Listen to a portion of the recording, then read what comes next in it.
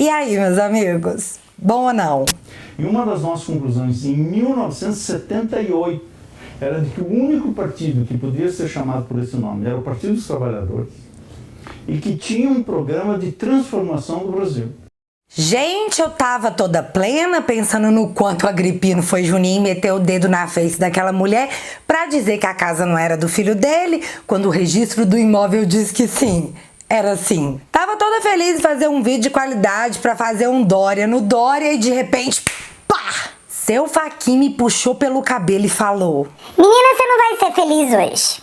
O Lula é livre. Eu não sei como vocês reagiram à notícia que o ministro, que por forças de não quero ir pro Chilindró, eu acho super magnânimo, transcendente, iluminado, decidiu anular todos no plural, inquéritos sobre o Lula, o que o tornou elegível para vir quicando em 2022 com a bênção da maior instância do judiciário desse Brasilzão de meu Deus.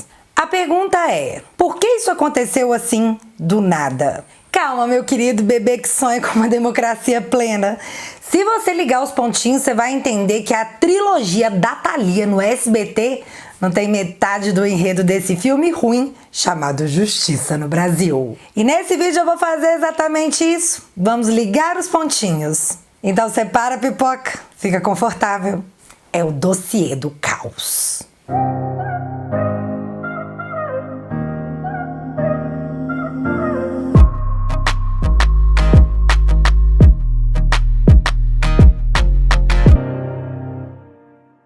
Galera, perante toda essa situação que a gente está vivendo, eu tenho que indicar para vocês o mínimo que você precisa saber para não ser o idiota. Eu sei que isso aqui é quase um clássico, muita gente tem, mas para quem não tem, meu filho, isso aqui é necessidade. Se você quiser adquirir esse neném, porque é o nosso neném, a gente ama sim, eu vou deixar o link fixado aqui nos comentários.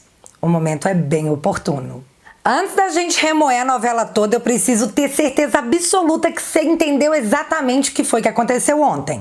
Para anular os inquéritos contra o Nine, o Fachin não alegou que ele é a alma mais inocente desse país, nem diz que ele não cometeu os ilícitos pelos quais foi investigado e julgado. Após 5 anos, Fachin alega que, na verdade de tudo, a Lava Jato não poderia ter investigado o Lula porque a Lava Jato estava com os troços tudo do petróleo e, para o seu Fachin, de novo, 5 anos depois, pensando bem, assim, refletindo bem, após todo esforço, após todo o dinheiro gasto nessa investigação, após uma tonelada de provas, após ele ser julgado em primeira, segunda, terceira instância, após ter seus habeas corpus negados, após passar 1 ano no loft da Polícia Federal, após viajar para Cuba em pleno flango frito com o dinheiro do pagador de impostos? Não. Pensando bem agora, olhando por esse ângulo aqui, menino, não era para Curitiba investigar isso, não. Tá tudo anulado, manda esse negócio pra Brasília. Lula pode se candidatar em 2022. Vai, meu filho, vai que é sua e vai com Deus. Isso em si já é motivo suficiente para você se sentir a pessoa mais trouxa das galáxias. Mas então acontece que parece, segundo a grande mídia, isso aí foi só desculpa de peidorreiro. Segundo a imprensa, Fachin teria anulado os inquéritos do Lula para salvar o traseiro de ninguém mais, ninguém menos que Sérgio Moro. E por quê? Porque quando o hacker foi lá e catou as conversas do povo tudo da Lava Jato e as coisas começaram a ser divulgadas através da Vaza Jato, nós ficamos aqui fazendo papel de Alice, defendendo o Moro, pedindo que essas conversas privadas fossem imediatamente destruídas. Mas não foi isso que aconteceu. Primeiro seu Xande foi lá e falou: não, pera. Nós quer uma cópia. E em seguida, seu Fux aparece mais brilhante que purpurina para engrossar o coro e também solicitar uma cópia das mensagens para o Supremo. Na época, eu até fiz um vídeo questionando se a finalidade daquilo tudo não seria ver se tinha algo comprometedor contra os próprios ministros. E de quebra, ainda quem sabe, um dia talvez, esse material ser usado para que Lula pudesse deixar a Lava Jato para trás e recuperar seus direitos políticos. Menino, que língua é essa minha, hein? Se bem que essa era aquela questão de quanto é 2 mais 2 com múltipla escolha de resultados. Todo mundo sabia o fim do filme. O negócio é que a gente é muito inocente, a gente acreditou assim, fundindo os nossos corações, que uma prova obtida por meio ilegal jamais poderia ser usada como prova lícita em um processo. Demos uma pequena relaxada quanto a isso. Porém, nós não fomos os únicos. Tanto Moro quanto Dallagnol também deram. Vocês lembram do vazamento que dizia que o plano do Dallagnol era se descolar do Bozo e não perder o apoio dos eleitores dele? Então, o negócio fica mais complicado ainda quando a gente descobre que em 2018 os lavajatistas queriam uma espécie de cláusula anti-Bolsonaro, que ele não pudesse usar o fato de ser um político há mais de 30 anos e ter uma ficha limpa como discurso político. Isso enterra lindamente a narrativa da grande mídia de que a Lava Jato elegeu o Bolsonaro. Porque isso nunca existiu. Na verdade, eles queriam bem o contrário. Mas enfim, vimos o Moro seguir o plano, chamar uma coletiva de imprensa para pedir demissão como um covarde, alegando que Bolsonaro interferiu na PF, dizendo que a reunião ministerial provaria tudo, para terminar com o diretor da PF, à época, o seu Valeixo, dizendo que não, nunca rolou esses negócios de interferência não. E após muita investigação e nada ser comprovado, Moro disse que na verdade nem ele tinha acusado o presidente de crime algum. A tentativa de se descolar do presidente sem perder o apoio de seus eleitores era tentar dar uma certa implodida no governo, o que falhou miseravelmente, porque ficou claro para todo mundo que o Moro não tinha tanto capital político. Não era o Moro, capital político todo. Era sempre a sombra do Bolsonaro. O que deve ter feito o ego dele doer. Rosângela deve ter feito chá e deve ter ido colocar Moro pra dormir dizendo que sim, Moro, você é especial. E por certo tempo ele foi muito. Por que o cara fez isso, velho? Nunca vou entender. Perdeu a blindagem que o cargo oferecia, perdeu o apoio dos eleitores que ficaram em choque com a traição, perdeu as ruas, perdeu a força, virou alvo exposto. O plano falhou. Sem o costumeiro apelo popular, o Supremo viu uma brecha. A hora era agora. A defesa de Lula então solicita ao Lewandowski, que era filho da super amiga de Dona Marisa Letícia, esposa falecida de seu Lula, que as mensagens obtidas na Operação Spoof, as mensagens hackeadas, fossem cedidas para a defesa para que ela procurasse aquilo que lhe interessava, o diálogo que poderia comprometer o Moro e provaria sua imparcialidade para julgar o caso. Nisso tudo acontecendo, Gilmar Mendes estava numa pressa danada de botar em pauta a votação da suspeição, querendo aproveitar o momento de imagem arranhada daquele que já foi um herói para tantos. Era quase uma dança. Imediatamente a Lava Jato se manifesta pedindo que esse acesso de Lula às mensagens fosse revogado, o que foi negado. Aí foi a vez de Moro apelar e entrar com um pedido também solicitando que o acesso da defesa do Lula às mensagens hackeadas fosse negado. Eis que sai o resultado do recurso colocado por Sérgio Moro, negado por Rosa Weber. No primeiro dia útil seguinte, Fachin decide anular os inquéritos de Lula, o que retiraria o objeto da ação sobre a suspeição de Moro. Logo, sua suspeição não poderia ser julgada porque não tinha mais o que julgar. O inquérito bateu asas e voou. A narrativa agora é: vamos soltar o Lula para proteger o Moro e toda a Lava Jato. Porque se o Moro for considerado suspeito, todos os outros inquéritos vão cair. Pois é, só que isso é uma narrativa meio falsa, já que foi discutida e saiu em vários lugares. E se você não viu ou ouviu, mas não lembra, deixa eu refrescar a sua memória. 10 de fevereiro, na CNN. Suspeição de Moro não deve devolver direito político a Lula e embola esquerda. Hoje o entendimento é que a segunda turma do STF aceite o pedido da defesa de Lula e considere Moro parcial, mas isso deve se limitar ao caso do triplex. J, 9 de fevereiro, Gilmar Mendes. STF está discutindo HC de Lula apenas no caso do triplex. Para ministro, caso a suspeição de Moro seja verificada, terá de haver uma nova discussão em outros casos para Lula ser elegível. Folha, 5 de fevereiro.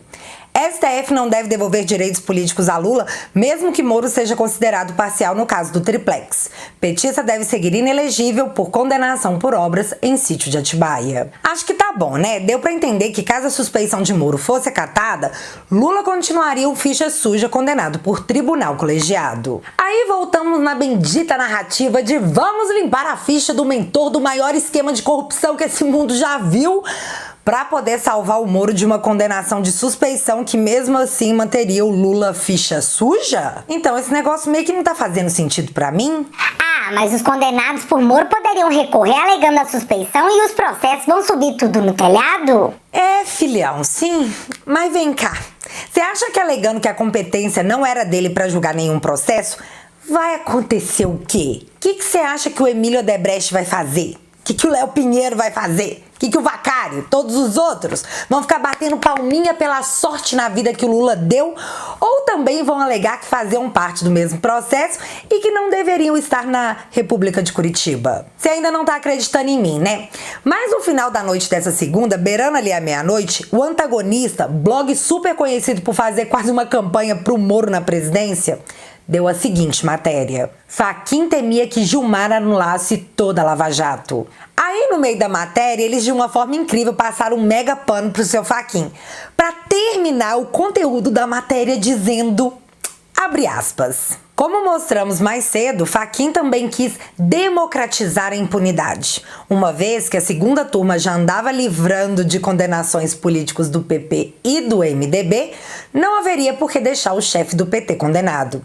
A tentativa de Fachin, no entanto, deverá acelerar ainda mais o processo de desmonte e anulação das condenações de políticos. Fecha aspas. Do Antagonista. Ha! Foi tipo assim, povo. E o Fachin quis fazer o bem, salvar a Lava Jato, mas na verdade acelerou o caminho para a impunidade. Fazer o quê? Pelo menos ele tentou. Então, Apitinho, vem cá. O que você acha de deixar de ser Juninho? Você não acha que é uma boa hora para deixar de ser Juninho nessa vida? Eu acho. 17 de agosto de 2020. Fachin diz que candidatura de Lula em 2018 teria feito bem à democracia. Site criado para defender Fachin está registrado em nome de designer que trabalha para o PT. Renato Rojas é responsável pela comunicação de Dilma e do partido nas redes. Em 2016, Fachin se declara suspeito e pedido de defesa de Lula vai para Rosa Weber. Um ministro se considera suspeito se, por alguma questão subjetiva, considera que pode ter a imparcialidade questionada para decidir sobre o caso. No caso do pedido da defesa do Lula, Fachin é padrinho da filha de um dos advogados que assinaram a petição. Nós já decidimos, dia 31 de outubro, votamos Dilma Rousseff para a presidência do Brasil. Mas é claro, é óbvio, é nítido para quem quiser ver que o Fachin livrou a cara do Lula só para salvar o Moro. É claro que foi isso. É claro que foi. Agora vamos pensar aqui um negócio rapidão. Isso tudo aconteceu no primeiro dia útil após a dona Rosa Weber ter negado o recurso do Moro que pedia que Lula não tivesse acesso às mensagens da spoofing. Fachin sabia o dano à sua imagem, a imagem da Suprema Corte, o impacto que o Brasil sofreria em termos econômicos, já que por uma decisão monocrática a bolsa despencou e o dólar disparou. O que raios tem nessas mensagens que fizeram o ministro acreditar que sim, valia todo o esforço? Em comentário no Twitter, o Deltan disse que a condução dos casos em Curitiba foi decidida N vezes pelos tribunais, inclusive pelo STF. Em 2016, a defesa de Lula já alegava que as atribuições do caso não seriam de Curitiba, mas mesmo assim o Supremo e demais cortes decidiram que sim, era sim. Aí, 5 anos depois, um ministro para pensar e resolve que na verdade não era? Tucaína Pascoal, que estava num dia de Ruth, graças a Deus, disse que ou o ministro Fachin errou ou o colegiado do Supremo errou por 5 anos, o que é gravíssimo. Mas Deltan, assistindo todo o seu trabalho escorrer pelas mãos, aceitou com bastante resiliência a decisão, dizendo que o Fachin sempre teve uma atuação correta e firme, inclusive na Operação Lava Jato, e que eles concluíram que, apesar de entender de forma diferente, o Fachin aplicou o entendimento da segunda turma e vida que segue. E mais, Deltan já avisou que a chance do caso do Lula prescrever é enorme, já que pela sua idade a prescrição de crime é de metade do tempo. De onde saiu tanta resiliência? Mas isso tudo que eu te contei nem foi o pior. Enquanto você aí que durante muito tempo veio aqui me chamar de bolsopetista, tá passando um pano, quer dizer, nem é um pano, é um lustramóveis inteiro pro Fachin, justificando a anulação dos inquéritos do Lula pra, teoricamente, salvar o Moro? Confia, é o xadrez Ultra D. Saiba que seu pano pode ter sido passado em vão. Ministros do STF querem julgar a suspeição de Moro, mesmo com decisão de Fachin. Tá feliz, colega? Bateu palma pro Fachin que salvou o Lula dizendo pra você que era pra salvar o Moro e...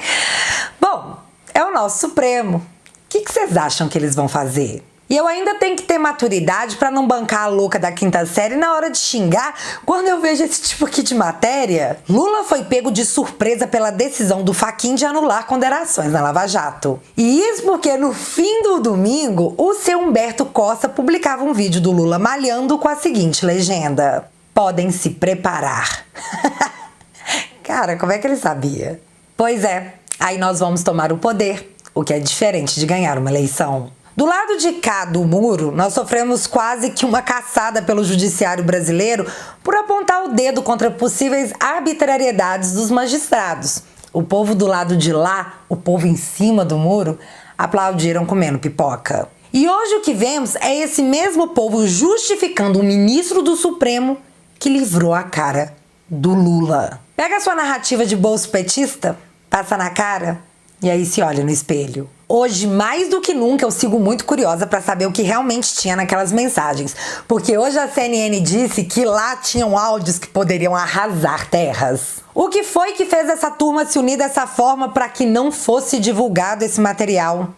Será que um dia a gente vai ter essa resposta? Aguardemos as cenas dos próximos capítulos.